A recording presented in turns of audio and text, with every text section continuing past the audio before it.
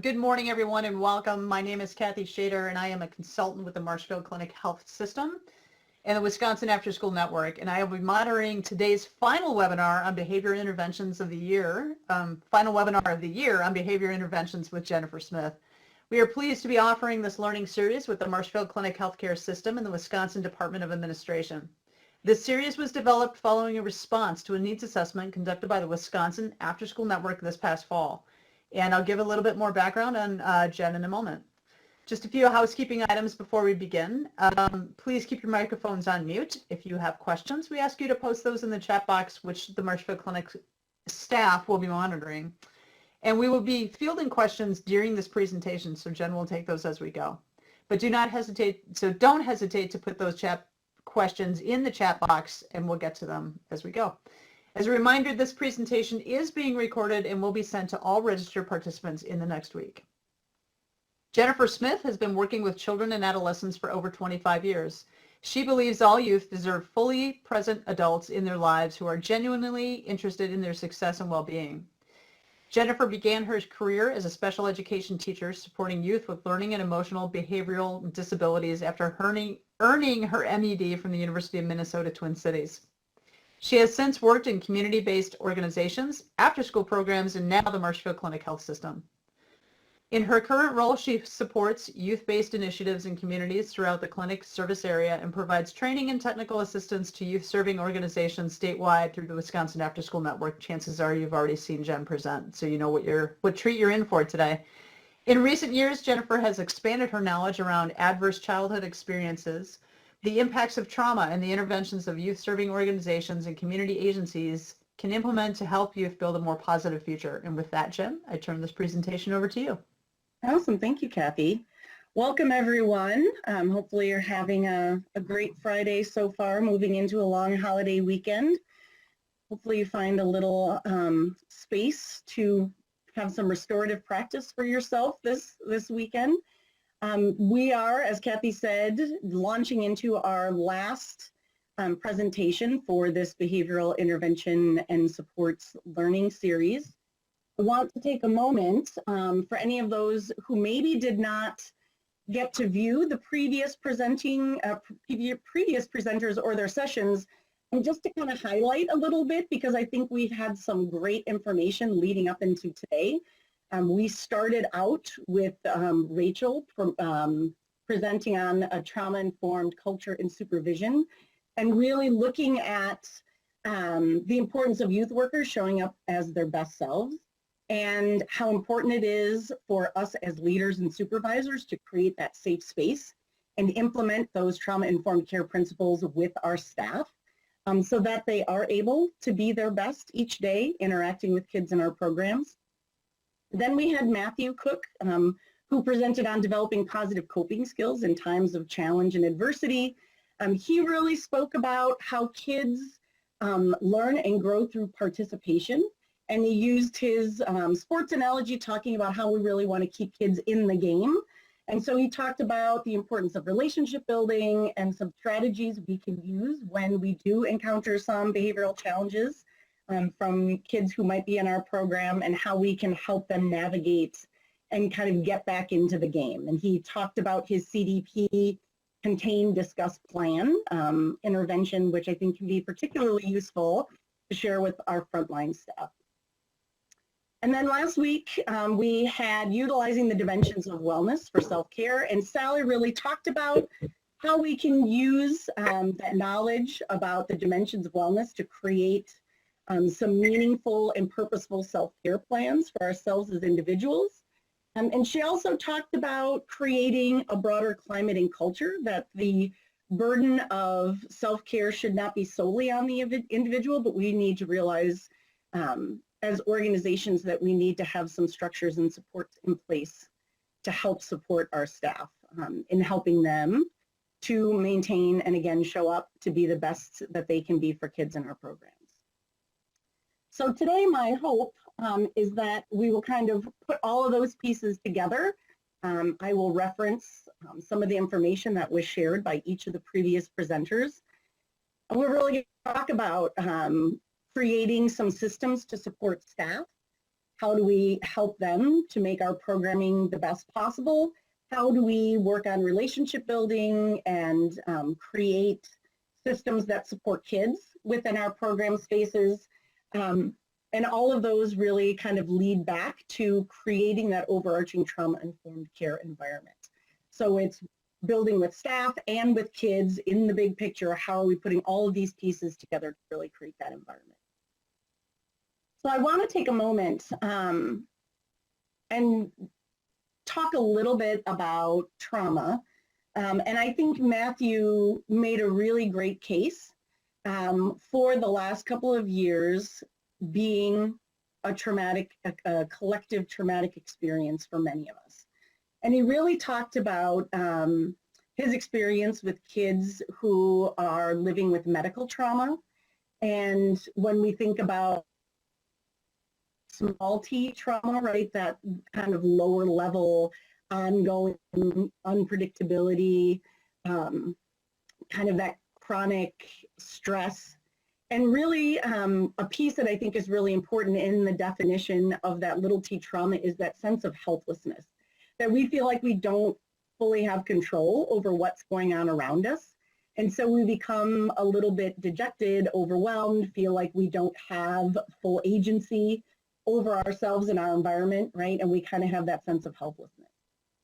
And I would argue that I think that we've been there over the last couple of years between the ups and downs of the pandemic, what we have witnessed of community violence, school shootings, can feel overwhelming and make us feel helpless as individuals to these broader experiences that are happening that we really have control over. And so that then causes us to have a bit of a stress response, to feel a little out of sorts ourselves, and really causes us to have a little bit of a theft of that safety and security, right? We lose a little bit of that predictability in our environment, and that has an impact on us as individuals. And so kids are feeling this, and even though they may not fully understand all of the details of all of the events that have taken place or the ins and outs of what's going on with the pandemic, right? They are hearing and witnessing all kinds of things which they are internalizing and experiencing, and that is impacting them. And then we as adults are having those same experiences. And so we also then are impacted. So I think we need to, really acknowledge that we've kind of all been in that challenging space and that it's okay if we are feeling overwhelmed. And the first part of that is really recognizing and acknowledging that so that we can do something about it and help support each other in that process as well. So as a result of this kind of feeling over with our new lived experience over the last couple of years, Dr. Bruce Perry has this graphic that really kind of talks about mental state. And I really just want to take a minute to talk through this.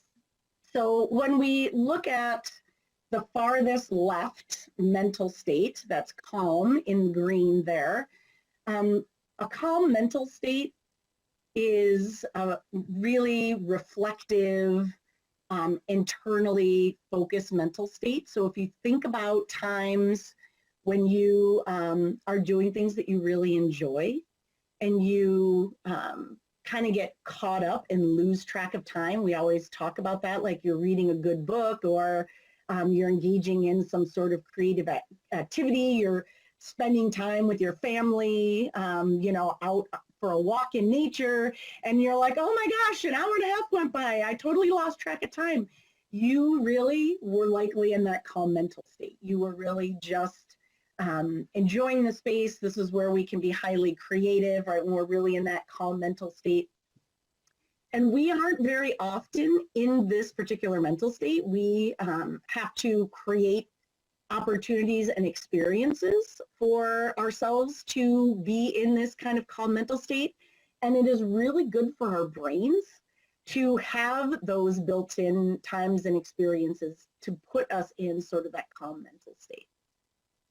The next mental state over is alert. And alert is really where we want to be when we are engaging and participating in new learning. Alert is where we're really able to sustain focus. We're able to kind of take information in and process it, and we can connect it to other learning or other knowledge that we already have. This is really where we want kids to be when they're engaged in programming, right? We want them to be engaged, alert, able to take things in, be fully in the moment. But what we find, and what Dr. Perry has found, is that many of us who are living in really challenging spaces or have some adversity are under, incredible demands, experiencing kind of that chronic stress. We end up in the mental state of alarm. An alarm is the mental state that first triggers our stress response. It's where we are taking in signals that are telling our brain and our body that we need to start putting up that armor and start protecting ourselves because there are potential threats happening. And really, that's where I think many of us are spending a significant amount of time right now, and many of our kids are spending a significant amount of time right now. This is where we start moving kind of out of that thinking brain and really into our emotional, more survival brain. And we become much more externally focused. So we're really paying attention to what's going on around us to look for clues and warning signs of when something bad might happen, because our whole system is heightened trying to pay attention to those things to keep us safe and protected. If we were to continue to move up the continuum of mental state, then we would move into fear, where we become much more reactive, where we become really acting out. Examples I kind of think about is when you see individuals, with a very slight provocation, have this excessive response. So I think about the viral videos of adults screaming at high school age baristas because they messed up their orders, right? Those adults are really in their emotional sort of survival brains, probably without even really realizing it, that they are just perpetually in this state of heightened nervous system awareness. Or kids who, may get bumped into on the playground and then just have an explosion because someone bumped into them. They're becoming really highly reactive. And then as we continue to move up the continuum, at the top is reflexive, where we are just in a moment that is threatening to us and our body and our bodily autonomy. And so then our responses become completely reflexive. So I think this model really helps me to kind of contextualize and think about why people might seem more irritable, why they might seem more reactive, why kids might be that way, why adults might be that way, because we are in sort of this heightened state in our nervous system that's really keeping us from settling into those healthier mental states of alert and calm, right? That we're really kind of stuck in this perpetual state of always being aware that there are things happening around us that are potentially dangerous and that we need to be on this high alert to continue to be vigilant and pay attention to keep track of our own safety. Dan Siegel, if you are familiar with Dan Siegel, also has this great hand model of the brain that kind of illustrates what happens in our brain as we move through some of these different states. And so he really talks about this as like the spinal cord, the brain stem. This is really the amygdala, that kind of fear center in our brain. And then we have this prefrontal cortex that kind of wraps around, that's, behind our forehead here. And this is really where all our reasoning and rational thought and higher level thinking happens, right? Is all in this prefrontal cortex, this thinking brain. And we really need a felt sense of safety and security and belonging and attachment, right? To be fully engaged to this prefrontal cortex. And when we start feeling threats to our safety, when we start feeling like I need to be aware of what's going on in my environment and my surroundings, because my nervous system is heightened in an effort to try and protect me, we actually start to lose access to that thinking part of our brain. And we start to move down into this much more emotional and reactive part of the brain, which again really helps to illustrate why we might be seeing more acting out behaviors from kids in our spaces, and why we might be seeing adults who are having a hard time themselves maintaining kind of a sense of calm or a sense of groundedness. They may seem a little bit more irritable and are struggling more so with challenges that are happening in their environment because that nervous system is already heightened because of what we've been experiencing over the last couple of years. So hopefully that helps to kind of set the stage a little bit about why we might be seeing some of the things that we are seeing in our current times. And I think when Matthew really kind of talked about the parallel with kids who are experiencing medical trauma, I think he really kind of made the case that we are all in sort of this collective traumatic experience together. So part of what we really hope to do for ourselves as adults and also for youth and in our programs is if we're in these spaces and there really is no end in sight, right? So like looking at this view of the ocean goes to the horizon, and you know, we don't see where it ends. We don't see where this cycle of you know, COVID variants ends, and when we have high transmission rates and then it goes down and then it comes back up, right? We're kind of on this roller coaster.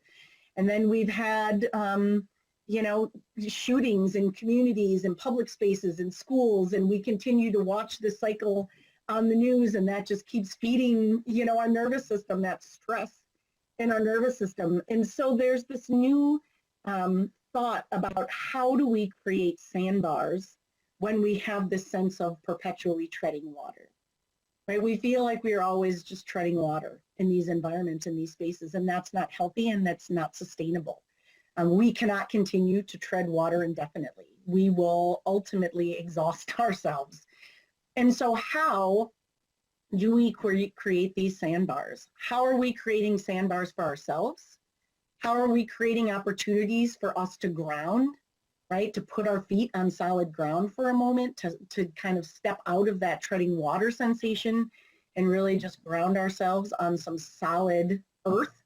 And how do we create that space for kids so we have these moments where we can kind of collect ourselves and we can maybe for moments of time move back down that mental state continuum into alert and maybe some moments of calm where our brain can kind of have a little bit of a break from being on high alert and from feeling that sense of vigilance.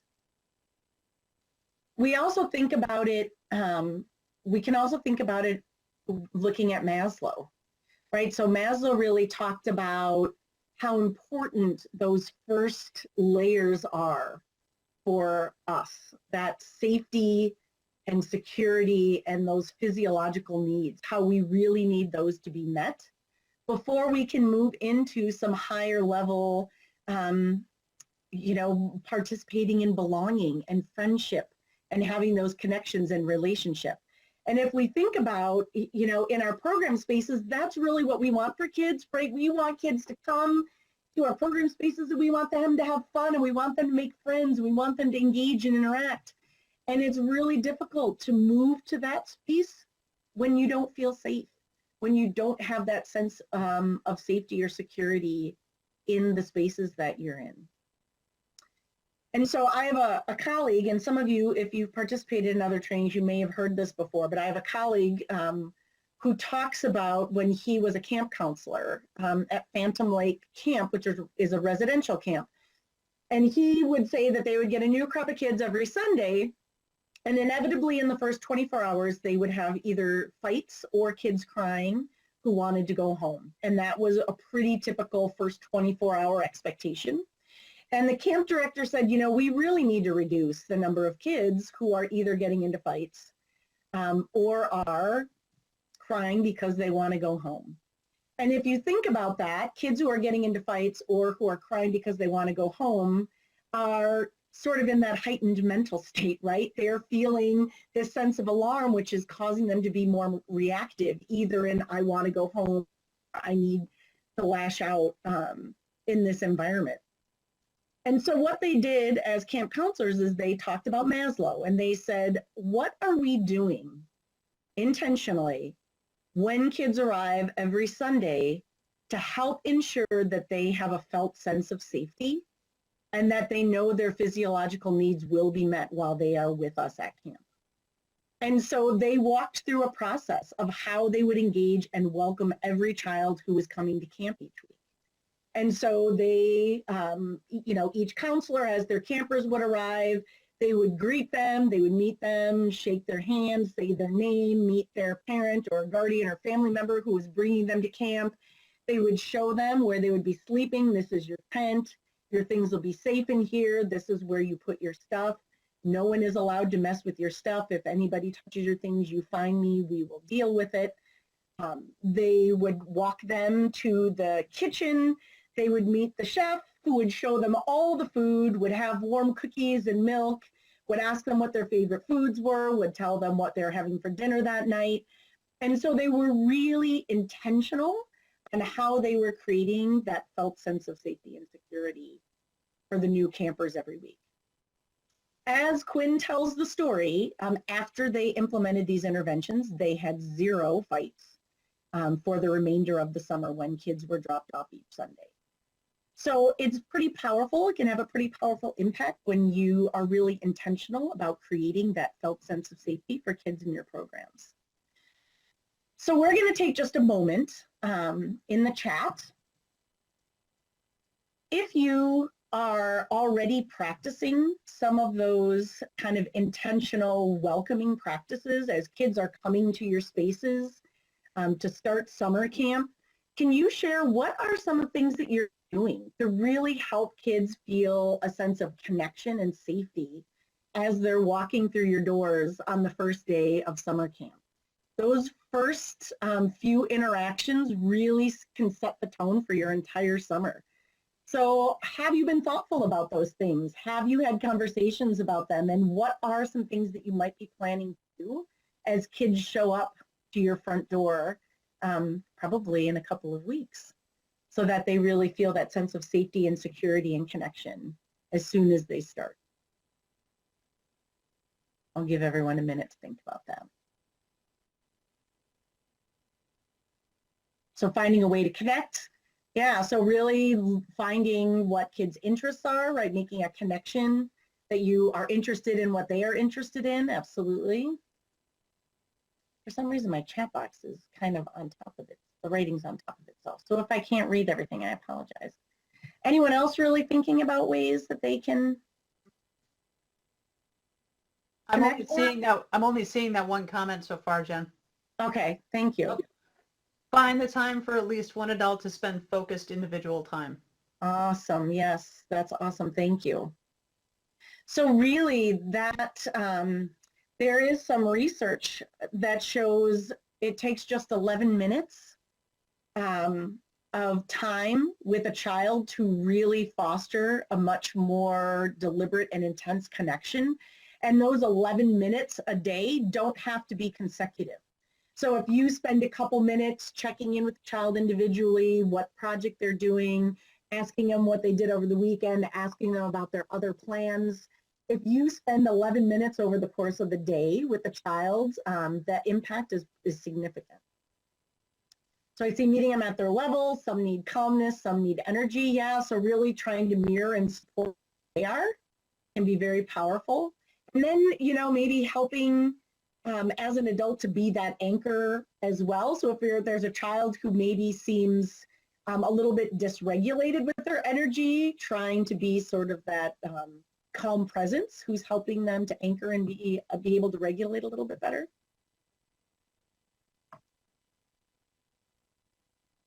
Any other thoughts or comments? I appreciate your input. All right, well, we will continue on, but you can certainly add your thoughts to the chat if anything else comes up for you as we're talking. So depending upon the size of your screen, this may or may not be easy for you to read, but this quote by Chaim Gnat is one of my favorite quotes, and it really speaks to this idea of intentionality, right? That we really create the climate. We create the climate for our program. We create the climate with our staff as supervisors. We create the climate for our youth and children in the program space as the adults who are engaging with them on a regular basis. And it's our response, the way that we engage with and support kids, that can either escalate or de-escalate a situation. And so sometimes I feel like this quote can feel a little heavy, like, oh my gosh, that's a huge responsibility. And I don't really want it to be taken so that you feel overwhelmed by it. But I do think it's really important for us to understand the power of our words and our actions among coworkers and among the spaces. And that really intentionality is what it's all about. Are we being thoughtful about how we are showing up for each other? Are we creating sort of this community of care, right, where we are caring about each other, our coworkers, the other adults, and all of the kids who are showing up in our space? And I know that this can be really challenging right now, as I kind of talked about just a few minutes ago. Some days we all feel like we're treading water, which is why it is so important for us to build in systems of support where we have opportunities to really practice landing on those sandbars, right? We really want to create some opportunities to land on those sandbars.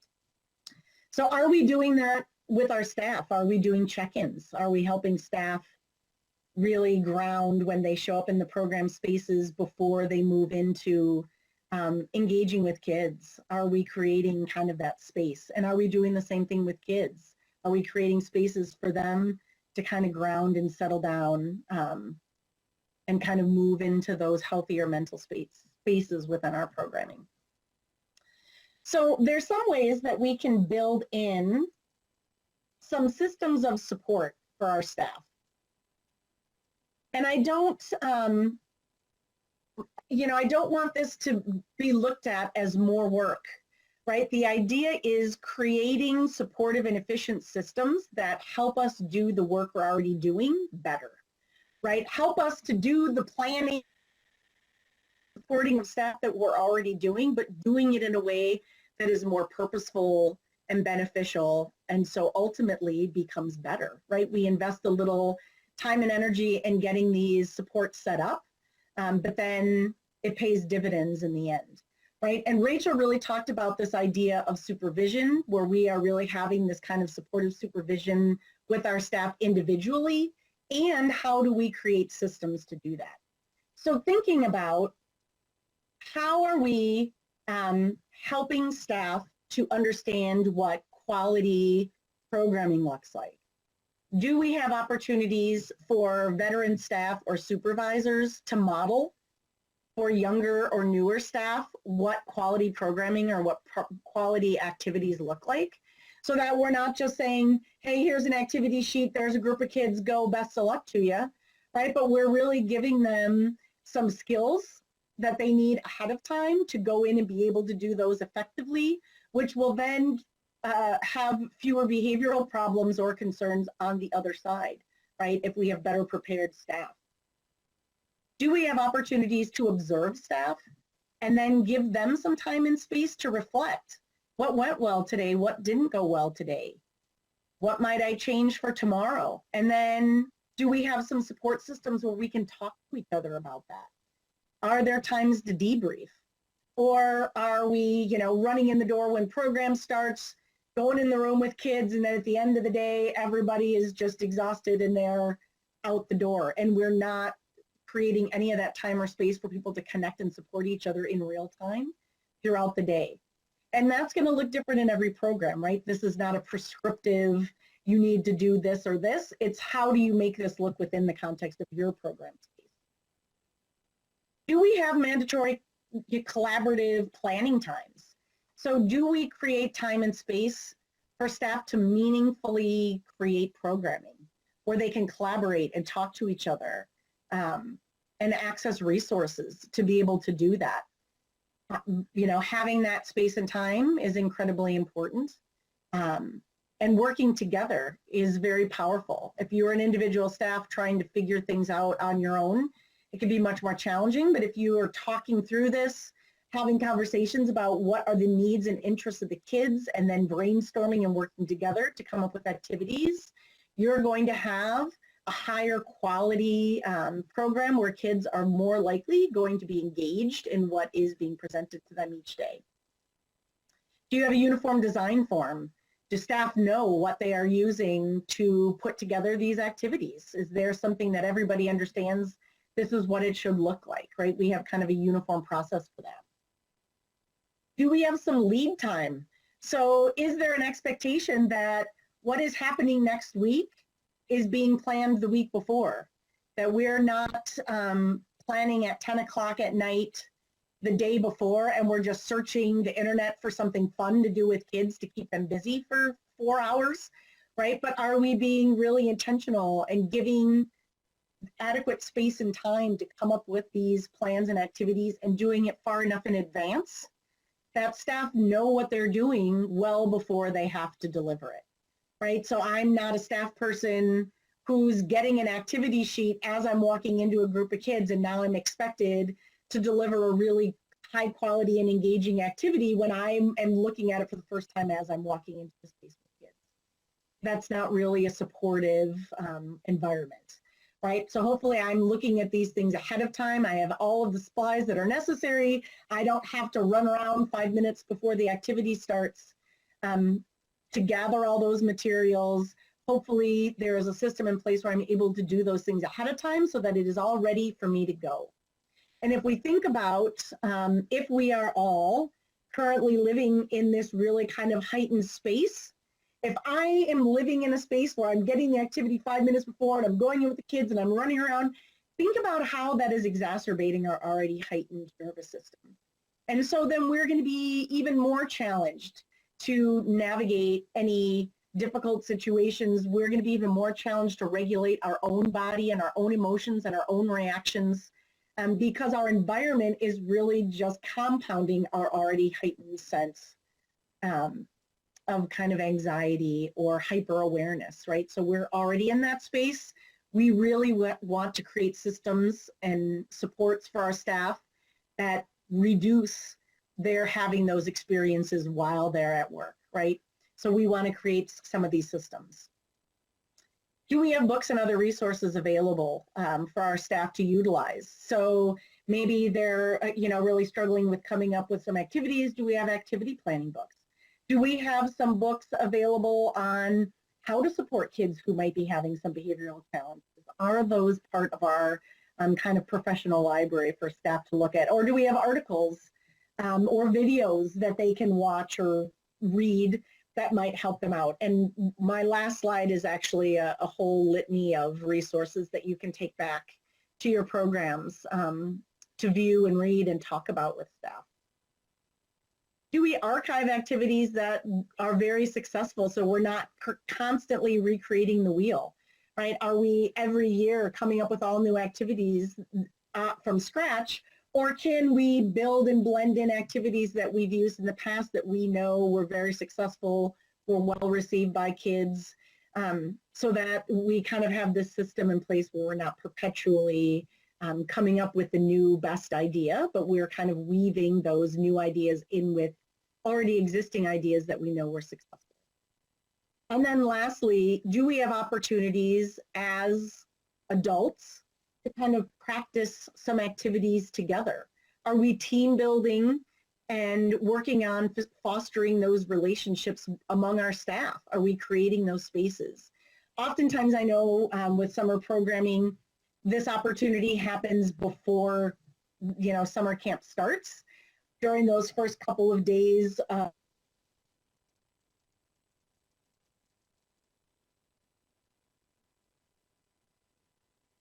and thinking about that. Are we building those team building activities into our first days when staff are showing up in our spaces? And do we have opportunities for that, to continue and be ongoing? All right. So as we think about building these kind of supports for our staff, creating opportunities to reduce their anxiety and maybe the pressures that are put on them. We know that human beings interacting with other human beings all day, every day, particularly young human beings, is in and of itself a high demand job. And so we really want to reduce some of the other external demands that we're putting on them, or at least create systems that make them more manageable and palatable so that they're not also increasing those demands. And what we're thinking about, oh, for some reason my my bubble got kind of messed up so that my youth is not looking right. Okay, well, so what we're also thinking about is while we're doing that for adults in our program, then that is helping the adults in our program create those spaces for youth, right? So the adults and the youth are kind of in the middle, and all of those social and emotional skills are kind of on the outside, and all of this is happening kind of in conjunction with each other. So we're creating these spaces and reducing anxiety for the adult staff, who then can mirror and create some of those same spaces for the youth in our program. So we know that the adults are the bread and butter of our programs, right? They are what make or break what happens in our program spaces every day. And they're being present and engaged with kids in our spaces is really what makes all of this happen. As one of our colleagues in Madison who participated in one of our videos that we were creating for one of our courses would always tell his staff, if all of our stuff disappeared tomorrow and we were moved into an airplane hangar, we as the adults with all of our kids could still do great things, right? Because we are the ones who are really important. The adults are incredibly important in how we are engaging and building relationship with kids, how we are really being intentional, how we are walking into the spaces, are really what makes the difference. And so investing some of that time and energy and resources into creating a healthy environment for our adult staff is incredibly powerful. And so Brene Brown talks about, in reference to parenting, but I think it's really powerful in how it relates to those of us who are engaging with youth on a daily basis, that we really cannot give what we ourselves don't have. And so we need to really create some of these spaces and opportunities for adults to practice these so that they can then give them away to kids. One of the things that we have done in our after-school program is we created some intentional ways for adults, the adult staff, to do check-ins when they showed up in our program space each day. So we would, as people kind of came in before the kids would show up, we would do emotional check-ins with each other. How is everybody doing? And if we realized that there were some of us who were having really difficult days, then we would try and create a momentary mindfulness practice, right? Where we would say, all right, let's just take a break before the kids come in, and let's just go listen to a guided meditation, or let's just go sit outside and just feel the sunshine and the breeze. And we'll set a timer for 3 minutes or 5 minutes just to help us create that sandbar, right? And help us to kind of ground our nervous system before the kids walk into our spaces. There were days, as many of you can probably relate, when I would walk into the after-school program space and I would be thinking to myself, oh my gosh, I just hope that everything is quiet today, because I don't think I can handle if haywire. And 9 times out of 10, those were the days where things went haywire, right? Because I was bringing all of that energy into how I interacted and reacted to everything that was happening in my space. And that was before the time when we became much more intentional about creating these emotional check-ins and creating this opportunity to maybe ground ourselves as a collective, as staff, before kids came into our spaces. And so providing that opportunity to really build that sandbar was pretty powerful in how we were able to then show up and interact with the kids in our programs. So we're going to take another moment with the chat, and I'm going to ask you to share out, are there any things or any practices that you do intentionally with your staff to help them feel supported, or help them have some type of check-in and maybe some kind of grounding practice so that they can show up for the kids in your program space? Is anybody doing anything like that right now? And you can unmute too. It doesn't just have to be in the chat.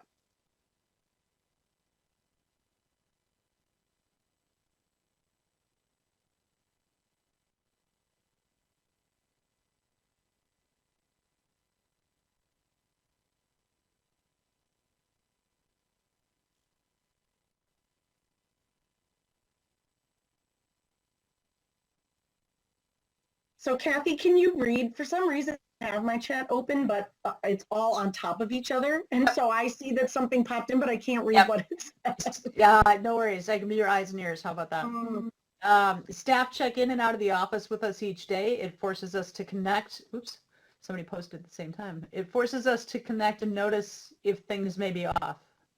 Nice. So that is really just a really intentional check-in. I love that. It allows follow up to the same person, allows a time for them to share anything special going on in their life, right? So it's that personal connection too. Yeah, awesome. So you really built in a deliberate and intentional, they have to stop and check in, and so you can make that individualized connection and kind of assess. Anybody else have anything, or anything that maybe they aren't currently doing, but after kind of hearing and thinking about this a little bit, have something that you think you might want to try or might want to start implementing in your programs?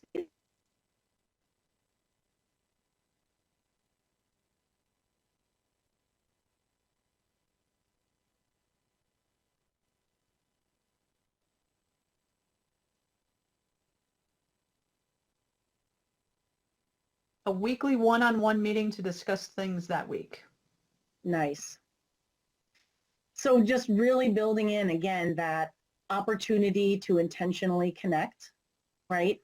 To support that individual, if there are things can process and problem solve those together, come up with ideas and solutions.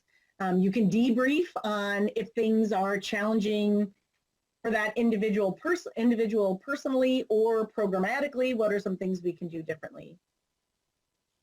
How about a cookout at their house? Not paid, not required, but the majority always show up. You can talk about things other than childcare or use that as an event in a fixed session. Nice. So that really kind of speaks to the system of support that talked about providing opportunities for team activities, right? This is a great activity. You're providing food. Everybody loves food, right? That's one way that you really draw people in. You have a cookout, everybody comes. It's relaxing. There aren't any specific work pressures, but it is still a space that if you wanted to talk about that and kind of problem solve, but you're also very intentionally relationship building. That's awesome. I love that. That's a great example.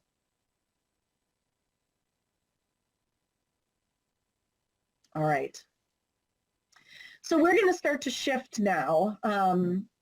We spent quite a bit of time at the beginning really focusing on how do we create sort of this environment, this culture, these systems that support our staff so that they can show up and do the best and be the best with the kids in our program spaces.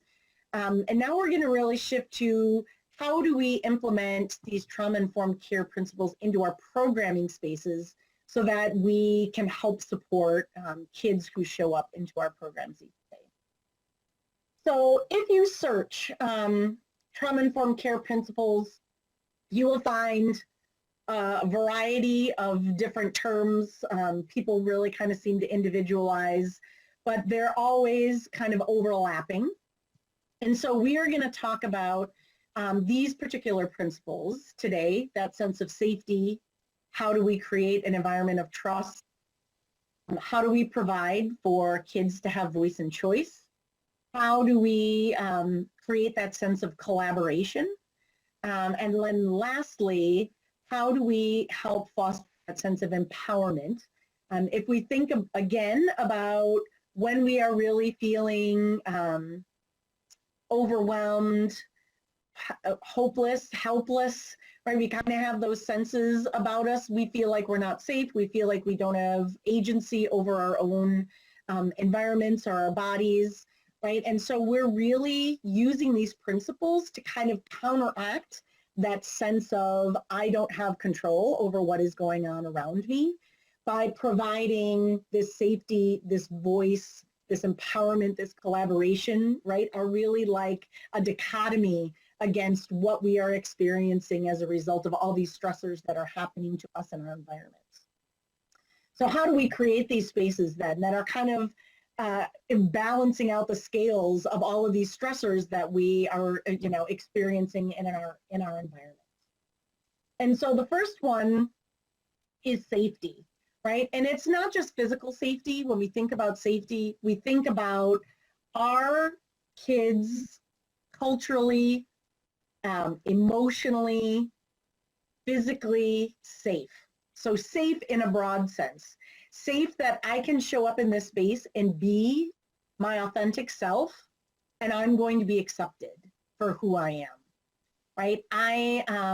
If someone says or does something to me that's hurtful, the staff will address it because that's not acceptable in this space.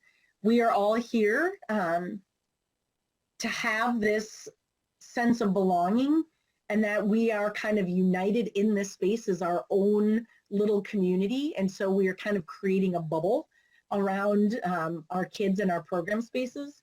And so that really means that adults have to be aware.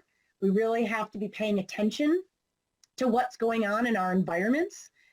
Linda Isley, for any of you who know Linda, calls it with itness, right? We need adults who have with itness, that they are just like with it, and they see the potential that something might be going on in a particular space and can move to that space and intervene if needed, or kind of redirect what's going on in the environment.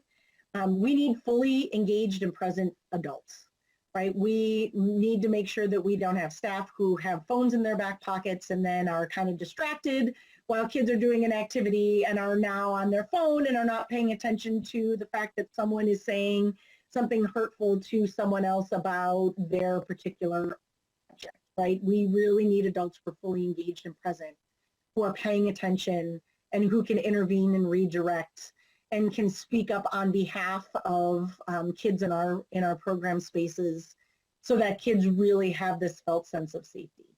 The adults here are really here for me, and they care about what happens to me when I'm here and when I'm in this space, and they are demonstrating that on a regular basis.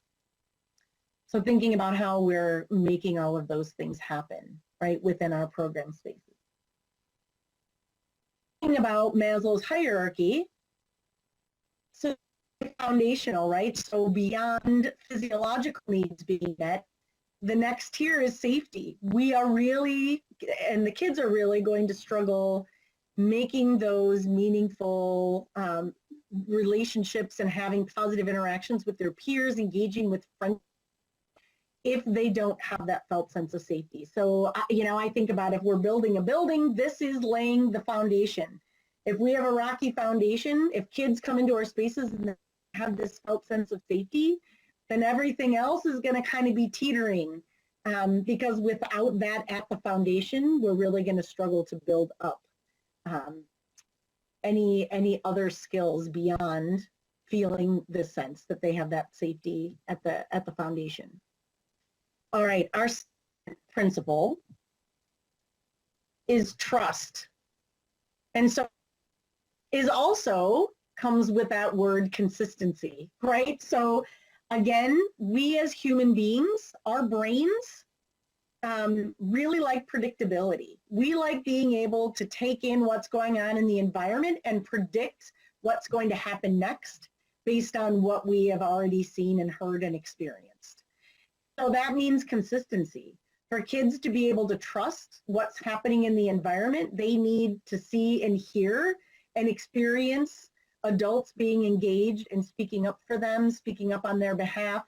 They need to experience adults who are openly communicate with them what is happening. We're doing this activity, now we're moving to the next activity, right? So kids know what is happening as part of this predictability, this routine. Adults are following through on what they say, right? They're walking the talk. So adults are going to say, you know, I will talk to you later this afternoon about that. That sense of trust, you need to make sure that you as the adult follow up and talk to that child about that. That we don't just forget about it and blow it off, and then 2 days later we're like, oh my gosh, I never talked to that child. And now we've become an unreal, right? We did not follow up with that child as we said we were going to. So we need to be very purposeful and intentional on how we are engaging with kids. And one of the things that Matthew talked about, which I think kind of speaks to this, was that whole language about being very specific when we are praising and talking to kids, right? Recognizing, oh, the way that you came to me and asked for that glass of water was so polite. I really appreciated that, right? We're really articulating that relationship building and building that sense of trust that we are a reliable adult for the kids in our program spaces. One of the things that I think is really powerful about that, if any of you are familiar with the marshmallow experiments, which happened like in the 70s, a long time ago, and they've been replicated many times since. But the marshmallow experiment basically was a child was given a marshmallow and told you eat it now, but if you wait 5 minutes, I have to go, but when I come back in 5 minutes, you can have 2 marshmallows. And then they recorded the children during those 5 minutes to see if they were able to practice some self-management. Were they able to delay gratification and get that second marshmallow? And they found that there are a number of kids who were able to do that, and the kids could articulate some of the strategies that they used, the strategies that they used to be able to keep themselves from eating that marshmallow and from waiting until the adult came back with the second marshmallow. One of the really interesting reiterations of that experiment was they set up an adult who had an interaction with that child prior to the marshmallows happening. So the adult would come in and get the child settled and would give the child like something to color with and like broken crayons and pencils, and would say, oh, you know, these are really not great crayons and pencils. Why don't you get started? I'm going to go get some and I'm going to come back.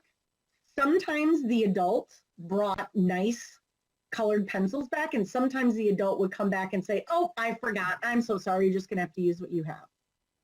And so set the tone, right, for how reliable is this adult to actually do what they say they are going to do.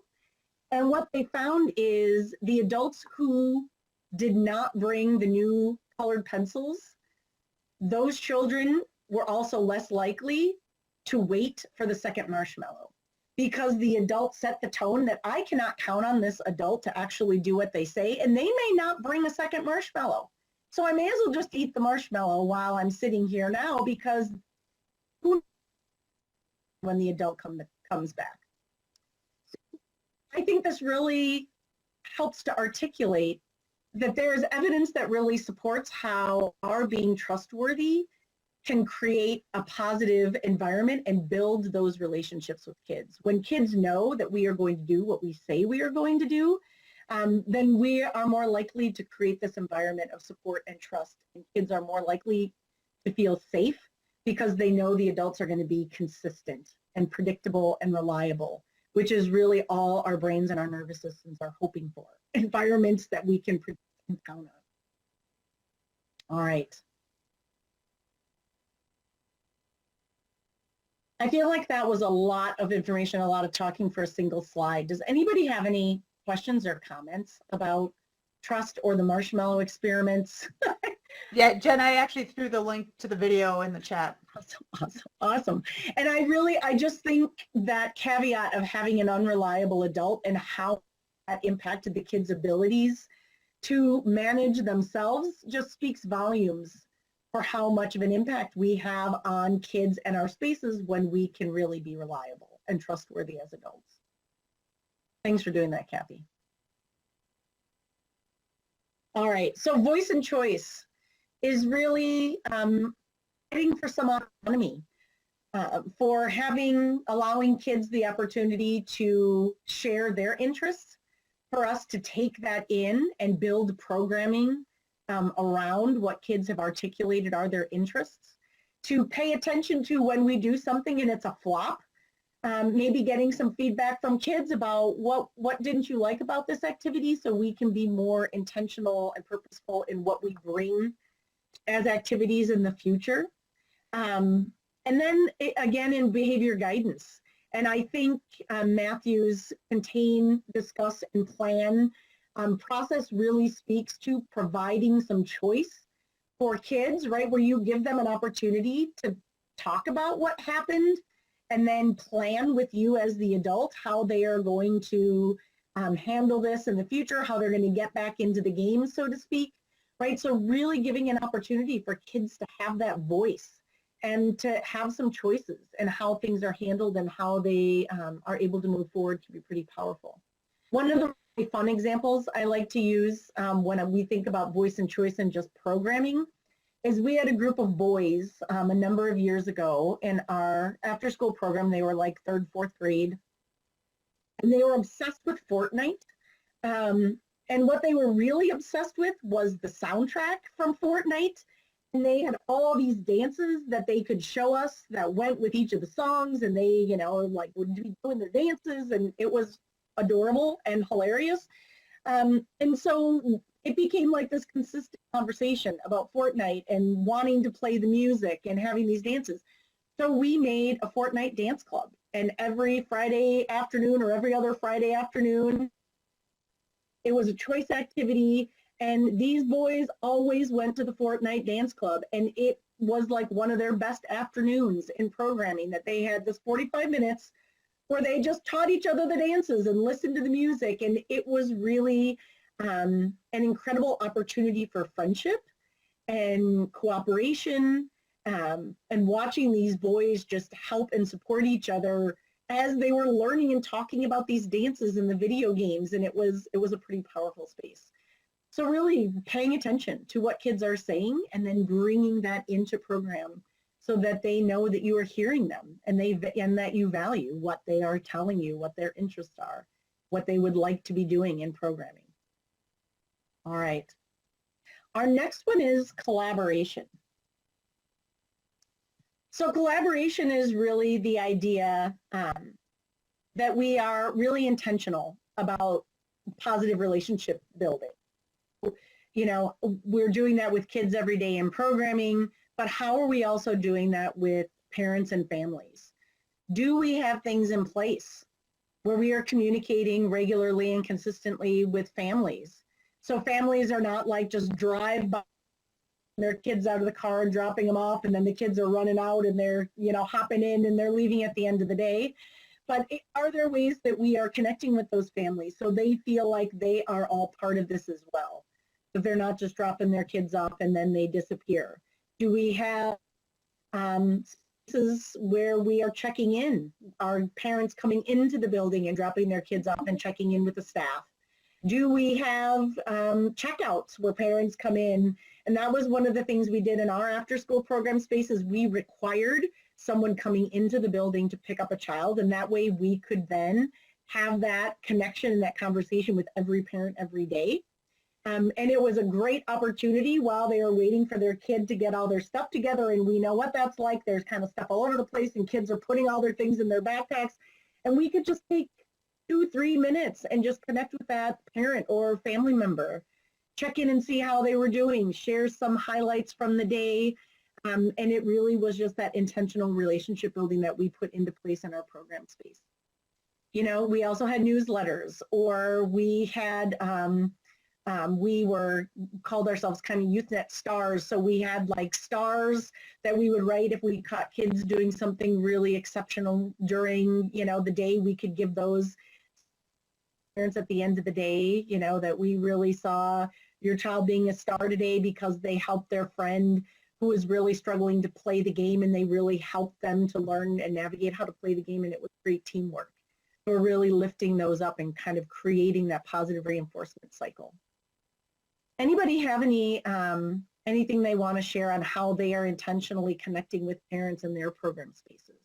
And I realize in summer it can be challenging because we have kids, and they're coming and leaving, and so it's a little bit more challenging because we might have a little bit more variety in when people are up and leaving. But does anybody have anything that they're doing right now to really help connect with parents or families in a way that's kind of meaningful?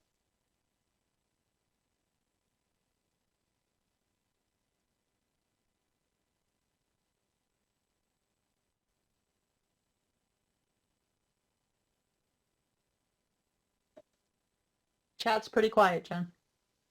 All right, well then we'll just keep plowing ahead. I see, or we invite all the family members to join us for lunch. That's very cool. Again, food, I'm telling you, that is always a draw. We had family dinners, and when we first started our family dinners, they were pretty low meals, and then we kind of decided like people should maybe really have really nice meals, and so we started making like homemade pizzas that we were putting together, or we would have like taco bars where, you know, it wasn't really complex, but it was a little bit more involved. And it had a little bit more variety. And our at those family dinners went up as soon as we improved our menu. So I think that's something to consider. What kind of food we're serving people. But I love the idea that you have a cookout. And then I see, it looks like it's kind of overlapped, but inviting people to stay the hour after and partake in a craft or a game with the kids. So I love that. You don't have to pick up your kid and run. You can stay and then maybe participate in an activity, something with your child. So that's helping with that relationship, but then also with the broader relationship with the program. Great ideas, guys, for sharing those. All right, our last principle is empowerment. So really looking at what are some of the strengths of kids and helping to build on those and helping them to see the strengths within themselves, right? So that they are kind of validated and understand their own strengths and their own abilities. And this really kind of speaks to that sense of agency. Like, I do have some things that I'm good at and that I can do to have influence over myself and my environment. So I like to think about, sometimes we can think about some of those challenging behaviors in particular that we see in our spaces, and thinking about that those challenging behaviors are really adaptive, that those behaviors serve a child in some way, in some setting, and they may be disruptive in our setting, but someplace else, they're helping that child to get their needs met in some way. And so how do we really think about what is underlying that behavior? So the kind of the simplest one that I think about is, a young lady that we had who was really pretty aggressive in her language and how she would approach adults. She was fairly disrespectful, pretty demanding. And for many adults, it was very off-putting, right? That she would just come up and be like demanding of, she needed this from you right now. And some adults got really upset with the way that she would speak. Some conversations about what is underlying that behavior that is a strength for her. The way she's delivering it is not really very productive, but what is that underlying strength? And we really decided as a group that she was a real self-advocate. And because we knew that she had a very chaotic home life, that there were multiple children, there were parents who were working varying work schedules. Oftentimes the kids were left to their own. She was the youngest in the household. And so very likely, unless she was in an older sibling's space, she may not be getting her needs met. And so she really had to be aggressive and in people's spaces in order to get her needs met. And so we then started talking to her about her self-advocacy skills and how she really knew what she needed, and she knew, what would help her out and what she needed from adults. And then we talked to her about finessing and fine-tuning that skill so that she could get what she wanted more often or get what she needed more often. And of course, it was a process. It wasn't something that happened overnight, but that was the whole process of helping her fine tune. How do you approach an adult to get what you need, to get that need met in a way that's more likely to be successful? So really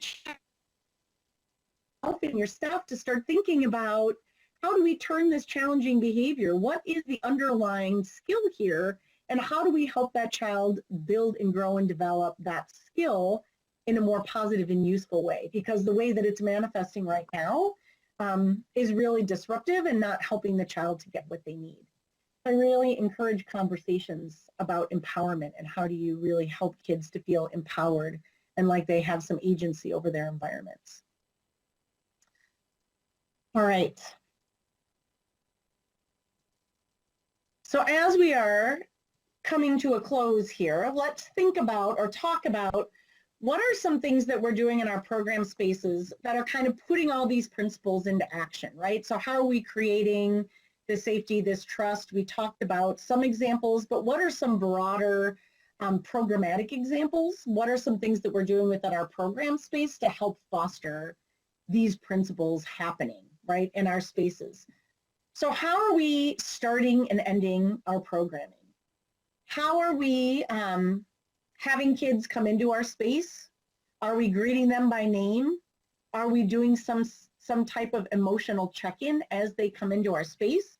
So maybe we institute this process where no matter what time of day a kid comes, because they may join our group in the middle of an activity, right? They are not all showing up at the same time in the morning, especially if we have an all-day summer program.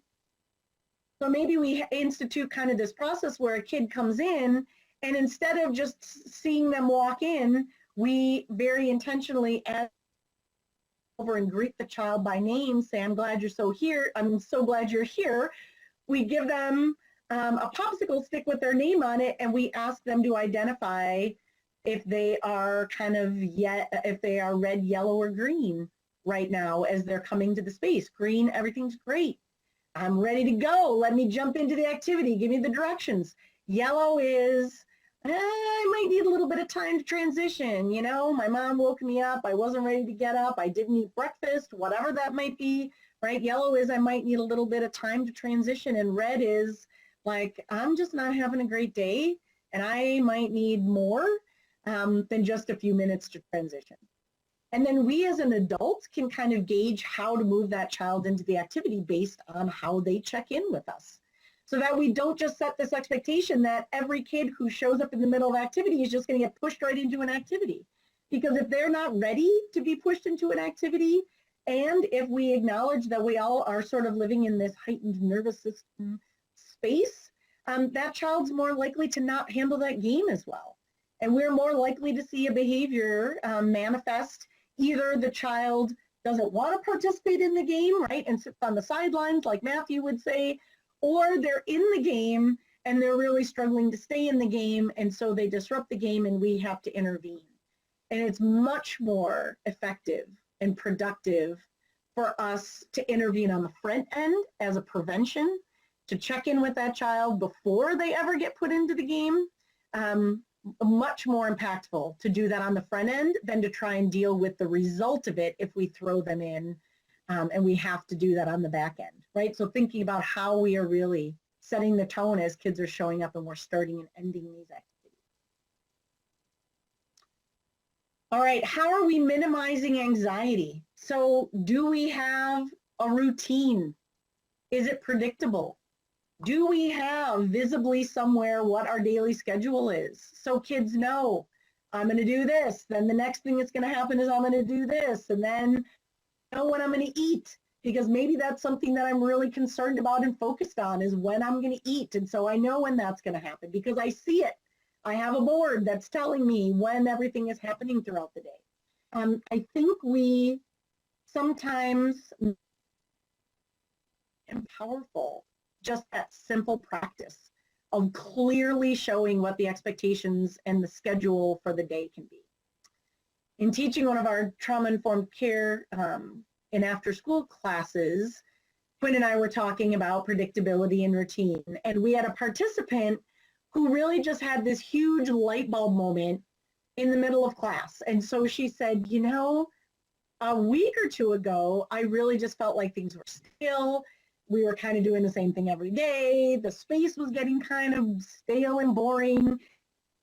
I stayed after on a Thursday night. I rearranged our classroom space and I shook things up for the next day. So we were going to do things different. And she said it was an absolute disaster. The kids came in on Friday and they were off the walls and I didn't know what to do. How am I going to rein all these kids in? And she said, now I realize I messed up their routine. They were expecting to come in and have this normal, predictable routine, right? And I shook it all up without any warning, without any input from them. I just changed it all up and they lost it as a result of just feeling completely out of sorts and not knowing what was coming next. So I'm not saying you can't ever change things or shake things up. What I am saying is you need to let kids know when that is going to happen, right? That you should not just do it without any forewarning and then all of a sudden just surprise, we're doing all these different things and now you don't know what to expect or what is coming next. Having that minimization of anxiety,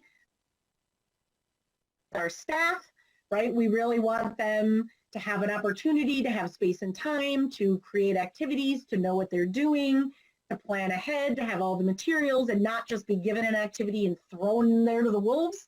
We also want to do the same things with our kids, right? We want them to know that we are having this environment. They can expect these things to happen. They can expect these things to happen at these times. If we change those things, we will let them know so that they have that predictability and that routine. It's incredibly powerful, and it's even more important now that we know we are all sort of living in this heightened state, right? Are we meeting kids' emotional needs? So are we normalizing talking about feelings? Are those conversations that we are having with kids? So are we helping give feeling words to some of their behaviors, or when they're talking about a situation, are we helping them name those feelings, right? Meeting kids' emotional needs is pretty powerful in that it gives them language to be able to articulate, talk about what is going on within them. The other piece that helping kids talk about and identify their emotions is it helps us move from this emotional reactive brain into our thinking brain when we can assign a label to it. So we have a child who's feeling really upset about something that's going on, and we're, maybe helping them calm down and regulate, and then we help them put a name, a feeling name to what is going on. That helps them to kind of reconnect to that brain, so they're better able then to process and problem solve and think about what they could do in the future or what we could do to support them better in the future, right? So those emotional needs, giving kids language, helping them to label how they're feeling is pretty powerful. Fun and engaging experiences. So are we taking the things that we know kids have an interest in and building those into our program space? Are we being very intentional and purposeful with the activities we're doing? Making sure, like I said, at 10 o'clock the night before, we're not just frantically scrolling the internet looking for fun activities. We know what we're doing next week already, right? So we don't have the stress as staff of frantically trying to come up with things. We know we have this plan in place. And then we know that because we have this time and space that we incorporated what kids' interests are, and that when we do things with the kids, they are going to be meaningful and they're going to be engaging in there, things that kids are going to want to do. And then we are continuing to kind of reevaluate based on feedback from the kids. And then we kind of tweak so that we know that kids are really wanting to participate in the things that we're doing. When we have fun and engaging activities, we are more likely to have fewer behavior problems because kids are fully engaged in what is going on in our program space, especially that safe environment and have built trust between the adults and the kids in our space. And then are we avoiding rewards and punishment as a way to kind of coerce kids into doing what we want them to do. And we as a society in general are very punitive and coercive. And so that's not very effective in trying to get people kind of all moving in the same direction together. It really takes cooperation and working together to be able to have a group move forward together, right? Coercion is only going to get you so far. And so we really need to think about when we are having challenges with kids, what is underneath what is going on there. So I found this graphic recently, and I love this dandelion. And so we kind of talk about this as behavioral forensics. So I'm going to give a 10-second plug for the After School Network has a course called Guiding Children's Behavior in After School Programs. It's a 15-hour course, registry approved. We offer it throughout the school year. If you have staff who have not taken it, I would encourage you to have them participate. We take a deep dive into guiding children's behavior in out-of-school time programs. You know, clearly in this few minutes that we're going to talk about it, we're not even going to touch the tip of the iceberg. But the idea that when we try to control this behavior on this surface, superficial level, it's kind of like pulling the flower off the top of the dandelion. Right? For a minute, it looks like it's working because we don't see the flower, but eventually it's going to come back up, right? Because we did not go down underneath. And we are not going to address what's going on underneath by punishment and coercion and rewards, right? That's not going to happen. We have to look at what is going on at the root of that behavior. Is there an unmet need? Is there a skill that that child doesn't have that they really need to be able to navigate the system or this problem? Is there an unsolved problem that we can try and address together? Is there a limiting belief that they just don't think they can do this? And can we help them to move beyond that? Is there a barrier that is keeping them from being able to navigate or address what's going on, right? And so really getting more intentional about doing that sort of CSI behavioral forensics and digging down to see what is behind this behavior and how do we more meaningfully address it rather than just rewards and punishments where we pull the top off the dandelion and then the dandelion just keeps coming back. Effective and gets really frustrating for those of us adults who are really trying to continue to support this kid and who are just kind of dealing with these same behaviors over and over and over. And there's actually some articles and some other resources I'm going to give you in just a moment that will help address some of those things. You can maybe take back to your staff to read and view and have conversations about. All right, so before we jump into the resources, any thoughts or questions, comments, concerns that you want to share before I give you my litany, my full slide of takeaways that you can bring back to your staff?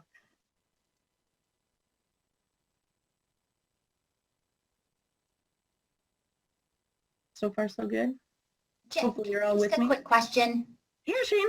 Sorry, I have been, I am not catching all of this webinar and I am so in love with it. And we're having our training kickoff on Tuesday, but I keep getting pulled away. I know that it normally takes a couple days to get this out. Is there any way you can get a raw version of this so that I can watch it later today, that you can get it out a little early? I'm going to defer to Colton. So Okay. Colton is our tech guy who's doing the recording and all of that. So Colton, how quickly do you think we could maybe gain a link to the recording? It usually takes a few hours, but yeah, I'll see what we can do to get it out as fast as we can. Thank you, because this is just gold. I'm in this one. Thank you, Jen. You're welcome, Shane. I really appreciate hearing Yeah. that it's meaningful. Awesome. All right.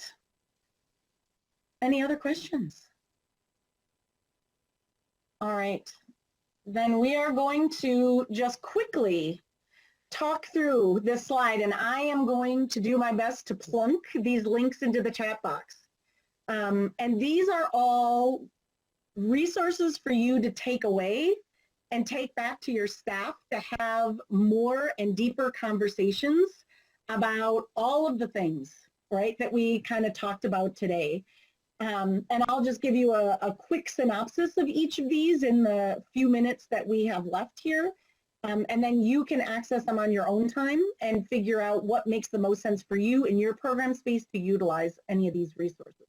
So ARC, the ARC framework, is an attachment, regulation, competency framework for trauma intervention.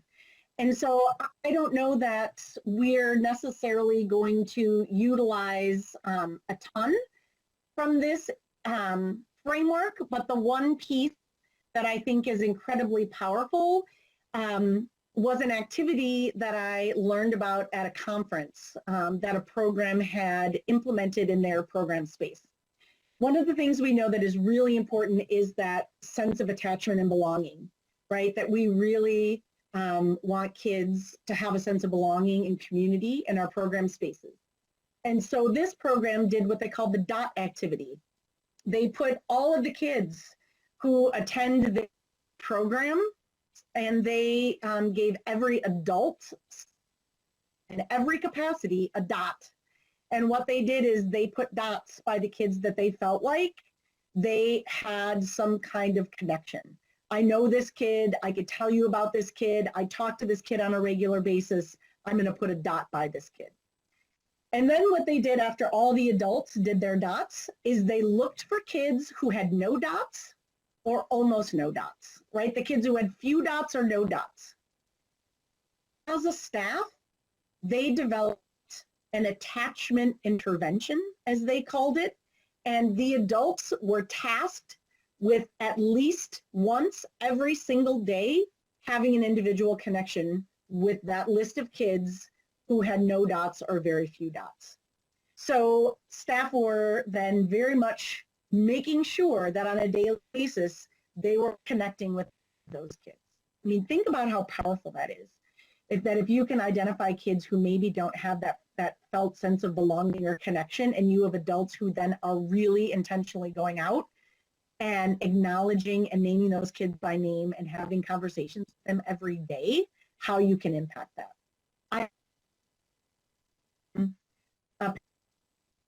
Make the suggestion that you could potentially do the opposite and have all the staff's names listed and have kids tell you if they felt connected to any of those staff by dots.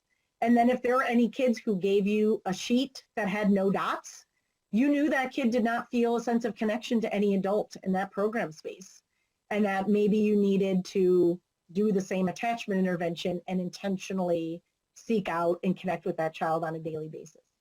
Pretty powerful stuff, I think. The next one is Think Kids by Dr. Ablon. Dr. Ablon has this process that he calls collaborative problem solving. I'm trying to copy this link while I'm talking, and it is giving me troubles. Okay. Let me try it again. So collaborative problem solving is this idea that you work together with a child to figure out what is going on and how you might be able to help them. So my example is we had a kiddo who really hated homework time in our after school program and always had to go to the bathroom and get drinks and left something in his backpack. And, you know, like he was a wanderer. He was wandering in those hallways as much as he possibly could during homework time because he really didn't want to be doing homework. And so he and I had a collaborative problem solving conversation where I said to him, hey, I bet there's a really good reason you are avoiding being in homework time right now, right? There's a reason that you are, you know, avoidant behavior right now. So what's going on?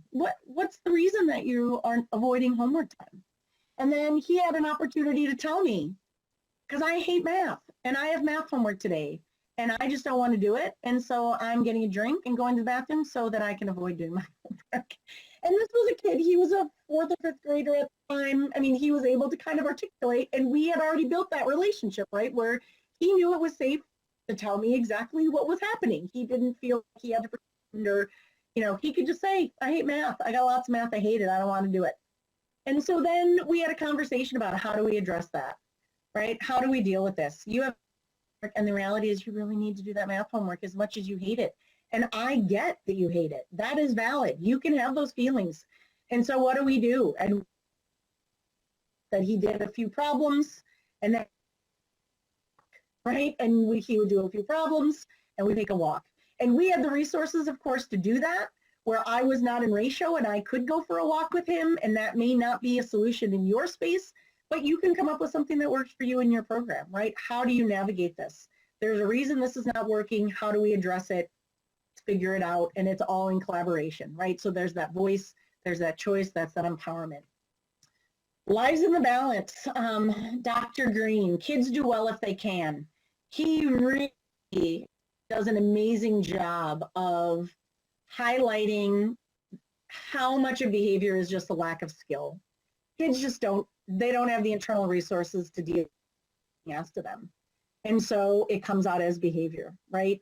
And so there is something called a walking tour for educators, that it's kind of this mini learning opportunity that you watch a video and then there's like some narrative that you can read, and then you watch a little video and there's some narrative you can read. What a powerful professional development opportunity for you and your staff to watch these videos and have conversations about them.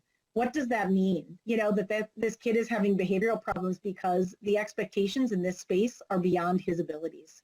And how do we help him to build those skills and help him to be better able to navigate? Or how do we reduce the expectations in this space? Maybe we're expecting too much of kids right now, and we need to kind of back it down a little bit, that they're not going to be able to march in a straight line, in this space or this environment. We're just asking too much. So what do we do so that it's meaningful or manageable, right? Really rethinking how we're asking kids to do things, and what are the skills that kids need to be able to meet these expectations.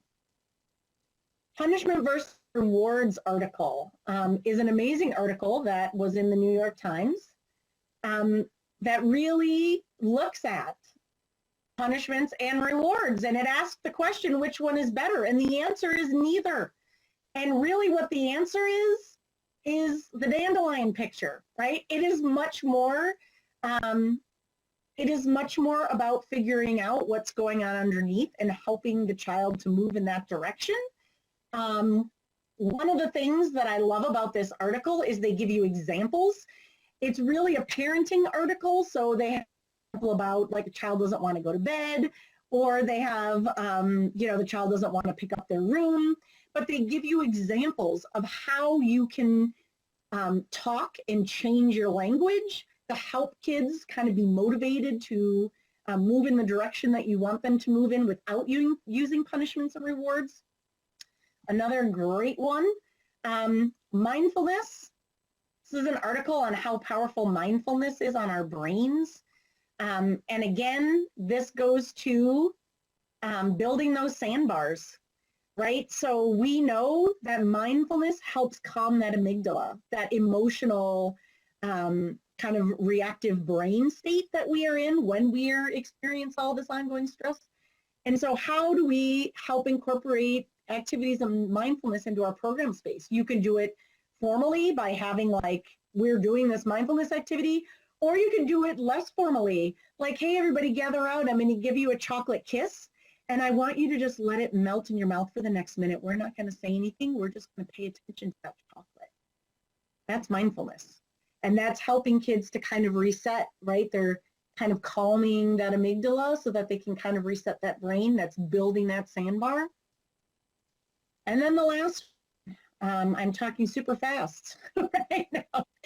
And then this last one is a blog about changing our language, giving our language a makeover. And so in this blog, she really talks about two examples. We have a class, two classrooms. We have a group of kids who are working on a project and are really having a hard time and kind of are being disruptive. And then this other classroom, we have the same group of kids doing the same thing. In one room, the teacher says, hey, you guys better get your act together and knock it off. You need to get this thing done. If you don't, you lose in recess. Now get to work, right? That's classroom one. Classroom 2 is the teacher comes and sits down with that group of kids and says, hey, you guys really seem to have a lot of energy today and you're really pretty distracted. What's going on? The kids process and problem solve and label what is going on for themselves. You know, we're going to Johnny's house tonight and we're just so excited. We were just talking about what we're going to do, what we're going to bring, right? And then you can have a conversation and problem solve. Wow, that's really exciting. I can see why you guys have all this energy and are so excited right now. That's really cool. I'd be really excited too. And we also have this thing that we're doing right now. And so are there some things that we could do to kind of help you refocus on what this activity is? And then giving kids kind of that voice and that choice and that empowerment. And we're doing this collaboratively, right? For them to say, oh yeah, maybe we can, maybe we can talk about this when we have free time, when we have snack in 10 minutes. Yeah, that's a great idea. Let's focus on this. And when we go to snack in 10 minutes, you guys can talk all you want about this really cool thing that you're excited about, right? So it's how are we talking to kids about things that are happening in our spaces? How are we remaking that language? All right. Phew, that was a whirlwind.